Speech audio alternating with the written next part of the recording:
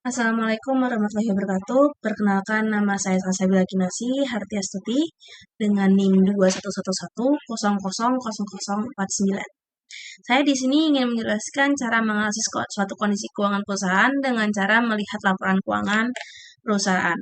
Dalam menganalisis laporan keuangan, saya memakai contoh dari laporan keuangan tahunan perusahaan Pertamina di tahun 2021 dan di tahun 2022. Alasan saya memakai perusahaan ini yaitu sempat ada pemberitahuan di tanggal 3 September 2022 bahwasannya pemerintah menaikkan harga BBM yang diantaranya ada Solar, Pertalite, dan Pertamax. Hal ini sangat menarik perhatian saya dalam menganalisis kondisi keuangan perusahaan ini. Uh, Selanjutnya, saya akan menjelaskan sedikit sejarah tentang PT Pertamina. Perusahaan PT Pertamina adalah sebuah badan usaha milik negara Indonesia yang bergerak di bidang penambangan minyak dan gas bumi. Perusahaan ini diawali dengan pendirian PT Eksploitasi Tambang Minyak Sumatera Utara sekitar tahun 1950-an, yang akhirnya di tanggal 10 Desember 1957 diperingati sebagai hari lahir Pertamina dan terjadilah perubahan nama, yaitu PT Perusahaan Minyak Nasional atau PT Permina. Perusahaan ini mengalami pergantian nama sebanyak 3 kali. Yang pertama di tanggal 1 Juli 1961 berubah menjadi Perusahaan Negara Permina atau PN Permina. Lalu yang kedua ada di tanggal 15 Desember 1971 merubah nama menjadi Perusahaan Pertambangan Minyak dan Gas Bumi Negara. Dan terakhir di tanggal 17 September 2003 merubah nama menjadi PT Pertamina yang dikenal publik saat ini. Selanjutnya adalah laporan keuangan perusahaan. Yang pertama adalah laporan kondisi keuangan bisa dilihat dari PPT tersebut. Lalu ada laporan laba rugi. Yang ketiga adalah laporan perubahan likuiditas. Dan terakhir adalah laporan arus kas. Dalam analisis laporan keuangan terdapat 4 macam untuk menganalisisnya. Yang pertama ada analisis perbandingan, yaitu menganalisis setiap akun dalam laporan laba rugi dan neraca berdasarkan kenaikan atau penurunan dalam nilai mata uang atau persentase kenaikan tiap akun tersebut.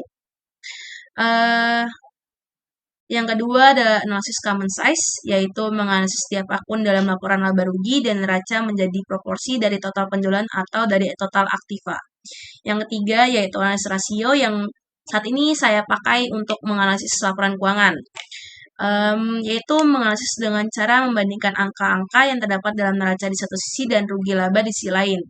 Yang keempat ada analisis DuPont, yaitu analisis yang memisahkan profitabilitas dengan pemanfaatan aset.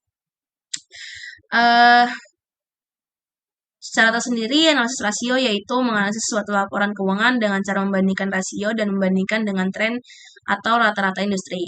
Adapun tujuan dari analisis rasio yaitu yang pertama menstandarkan informasi keuangan untuk tujuan perbandingan, evaluasi hasil usaha dan risiko usaha, membandingkan kinerja sekarang dengan tahun sebelumnya, membandingkan kinerja perusahaan dengan perusahaan lain atau standar industri. Terdapat dalam analisis rasio ini terdapat 3 tipe analisis, yaitu yang pertama ada financial rasio, yang dimana terdapat 2 jenis rasio. Terdapat 2 jenis analisis, yaitu rasio likuiditas, yang dimana hal ini mengukur kemampuan perusahaan untuk melunasi semua kewajiban jangka pendeknya. Terdapat 2 cara menganalisisnya, yaitu yang pertama ada current rasio, menunjukkan kemampuan perusahaan dalam melunasi kewajiban jangka pendek menggunakan aktiva lancar. Current rasio rumusnya yaitu current asset dibagi current liability. Bisa dilihat dalam PPT ini 2020 mendapat 215% dan di 2021 terdapat 180%. Lalu di quick ratio yaitu menunjukkan kemampuan perusahaan dalam memenuhi segala kewajibannya, baik jangka pendek jangka pendek dengan menggunakan aktiva lancar secara lebih liquid. Rumusnya yaitu current asset di current inventory dibagi dengan current liability. Di dalam 2020 terdapat 170% dan di 2021 130%. Dalam hal ini rasio ini mengalami penurunan dari tahun 2020 ke 2021.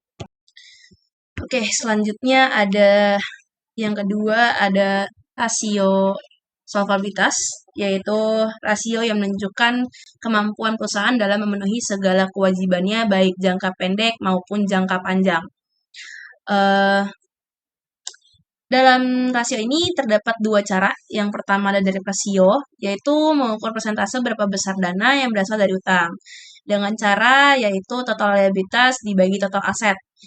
Bisa dilihat di tahun 2020 mendapat 54,7% dan di 2021 mendapat 57,3%. Lalu yang kedua ada time interest earned ratio yang dimana hal ini adalah mengukur kemampuan perusahaan dalam membayar beban bunga jika angka yang didapat semakin kecil setiap tahunnya, maka semakin besar resiko yang didapat perusahaan. Caranya yaitu earnings before interest and taxes dibagi interest expense. Di tahun 2020 mendapat 1,5 dan di 2021 mendapat 1,9. Dalam rasio ini mengalami kenaikan dari tahun 2020 ke tahun 2021.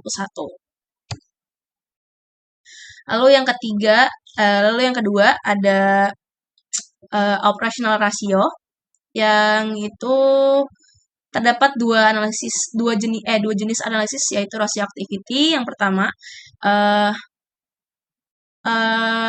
rasio ini mengukur seberapa efisien aset perusahaan digunakan untuk menghasilkan pendapatan dan kas yang optimal. Terdapat tiga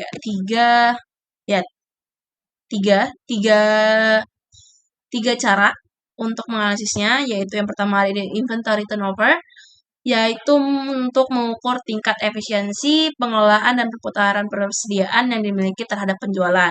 Cara menghitungnya yaitu cost of goods sold dibagi inventory. Di 2020 mendapatkan 5,5 dan di 2021 terdapat 5,4. Selanjutnya ada average collect period, yaitu mengukur berapa lama waktu yang dibutuhkan perusahaan dalam menerima seluruh tagihan dari konsumen. Caranya yaitu account receivable dibagi average sales per day. Di tahun 2020 terdapat 34,5 hari dan di tahun 2021 terdapat 31,3 hari. Selanjutnya ada total asset turnover, yaitu mengukur tingkat perputaran total aktiva terdapat penjualan. Caranya yaitu sales dibagi total aset. Di tahun 2020 mendapat 0,53 dan di tahun 2021 mendapat 0,60. Dari data yang saya lihat di rasio ini terdapat penurunan di average collection period dan di inventory turnover dan total asset turnover mendapat kenaikan. Lalu yang kedua ada rasio profitabilitas yaitu rasio yang digunakan untuk mengukur kemampuan suatu perusahaan dalam mendapatkan profit. Yang pertama ada 5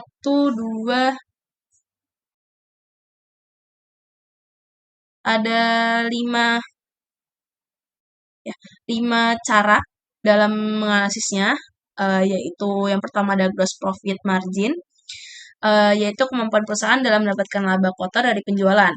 Caranya yaitu gross profit dibagi sales.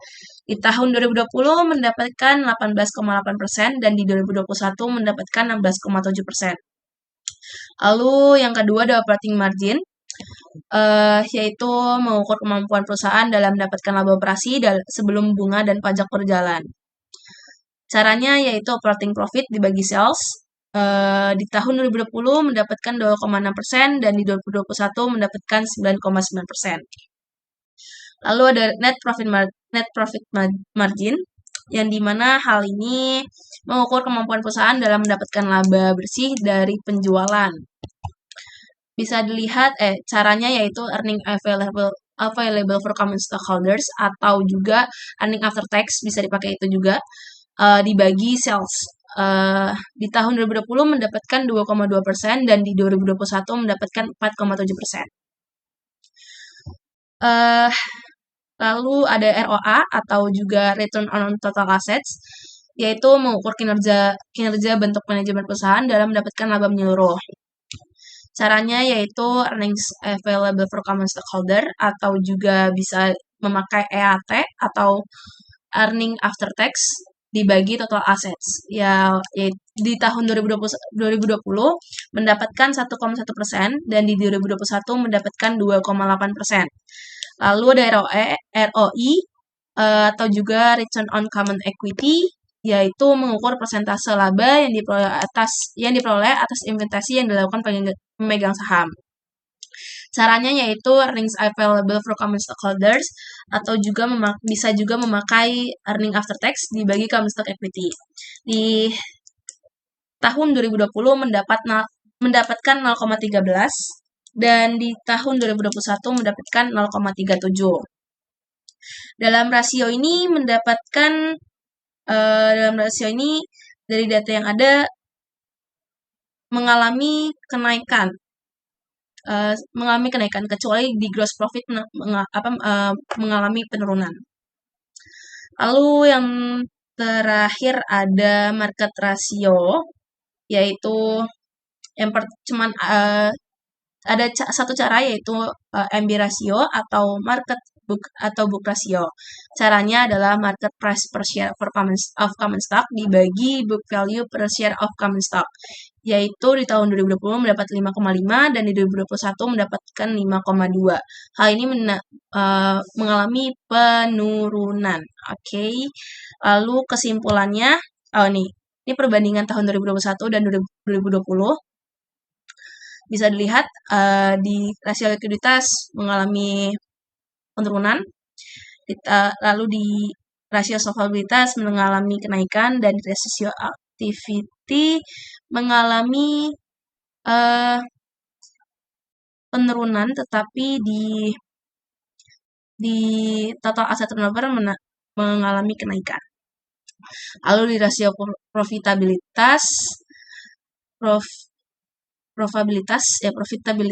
mengalami kenaikan, tetapi di gross profit margin mengalami penurunan. Dan terakhir ada market ratio, yaitu mengalami penurunan. Kesimpulannya yaitu rasio likuiditas pada tahun 2021 PT Pertamina menunjukkan penurunan cukup banyak pada rasio likuiditasnya dibandingkan pada saat 2020, baik untuk current ratio maupun quick ratio. Hal ini bisa diartikan bahwa perusahaan mengalami penurunan untuk memenuhi semua kewajiban jangka pendeknya. Lalu yang kedua ada rasio solvabilitas. Pada tahun 2021, PT Pertamina menunjukkan kenaikan pada rasio solvabilitasnya, baik untuk debt ratio maupun time interest earned ratio. Hal ini bisa diartikan bahwa perusahaan mampu memenuhi semua kewajiban utang-utangnya dan beban bunga. Lalu di rasio aktivitas, dalam rasio aktivitas ini mengalami penurunan dibandingkan 2020. Hal ini menunjukkan bahwa adanya penumpukan stok dan perusahaan mengalami masalah dengan piutang. Tetapi dalam rasio ini ada satu yang mengalami kenaikan, yaitu total asset turnover, yang dimana hal ini perusahaan mampu menghasilkan penjualan dari total asetnya. Selanjutnya ada rasio profitabilitas, yaitu PT Pertamina mengalami kenaikan pada rasio profitabilitas dibanding tahun sebelumnya, kecuali gross profit margin. Hal ini menunjukkan bahwa perusahaan mampu mendapatkan laba, tetapi dalam gross profit margin, perusahaan dinyatakan belum mampu dalam mendapatkan laba kotor dari penjualan. Lalu yang kelima ada market ratio, yaitu menunjukkan perbandingan harga saham perusahaan dengan nilai bukunya. PT Pertamina memiliki 5,2 di tahun 2021, sedangkan di tahun 2020 memiliki 5,5, yang artinya harga saham tahun 2021 masih terbilang murah atau undervalue dibandingkan dengan tahun sebelumnya. Saran dari saya, dikarenakan dalam rasio likuiditas dan rasio aktivitas mengalami penurunan, maka sebaiknya perusahaan meningkatkan perputaran persediaan agar tingkat pengembalian dari hasil penjualan semakin meningkat, dan agar supaya perusahaan dapat memenuhi semua kewajiban jangka pendeknya. Sedangkan untuk rasio yang mengalami kenaikan lebih ditingkatkan lagi. Sekian, terima kasih dari saya. Wassalamualaikum warahmatullahi wabarakatuh.